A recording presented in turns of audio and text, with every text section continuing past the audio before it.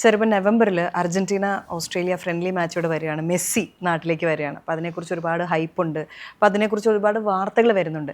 ശരിക്കും സർക്കാർ ഇത് നടത്തുന്നതുകൊണ്ട് തന്നെ സർക്കാരിനൊരു പൊൻതൂവൽ കൂടി എന്ന് പറയാം, ഇങ്ങനൊരു വലിയ ഇവൻറ്റ് ഇവിടേക്ക് കൊണ്ടുവരുന്നതിന്. അപ്പം അത് എങ്ങനെയൊക്കെ നമ്മളെ ഹെൽപ്പ് ചെയ്യും എന്നുള്ളൊരു ചോദ്യം എല്ലാവരും ചോദിക്കാറുണ്ട്. ഒന്ന്, കേരളത്തിലെ ഫുട്ബോൾ പ്രേമികളുടെ എണ്ണം വലിയ അധികമാണ്. അതിൽ തന്നെ ആരാധകരുടെ എണ്ണത്തിൽ അർജന്റീനയും ബ്രസീലുമാണ് ഇങ്ങനെ മുന്നിട്ട് നിൽക്കുന്നത്. ഞാനൊരു അർജന്റീനൻ ഫാനാണ്.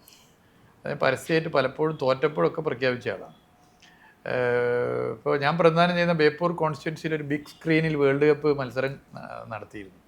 ഫൈനലൊക്കെ അവിടെ ഇരുന്നിട്ടാണ് കണ്ടത്. ആ മത്സരം നമ്മൾ വിചാരിക്കാത്ത ജനമാണ് അതിൽ വന്നത്. അപ്പോൾ അർജന്റീന എന്ന് പറഞ്ഞാൽ കേരളത്തിൽ പലർക്കും ഒരു വികാരമാണ്. അർജന്റീന വരിക എന്ന് പറഞ്ഞാൽ വലിയ സന്തോഷമുള്ള കാര്യമാണ്. അത് ടൂറിസത്തിന് എങ്ങനെ ഉപയോഗിക്കാം, വളരെ പ്രധാനപ്പെട്ട കാര്യമാണ്. ഇവർ വരുമ്പോൾ തന്നെ കേരളം പ്രസിദ്ധമാവുകയാണ്. കേരളത്തിൻ്റെ ടൂറിസ്റ്റ് കേന്ദ്രങ്ങൾ, കേരളം ഒക്കെ പ്രസിദ്ധമാകുന്ന നിലയിലേക്ക് കൂട്ടായി ഞങ്ങൾ ഗവൺമെൻറ് ചില കാര്യങ്ങൾ ആലോചിക്കും. അത് നടപ്പിലാക്കാനുള്ള എല്ലാ ശ്രമവും ഉണ്ടാവും.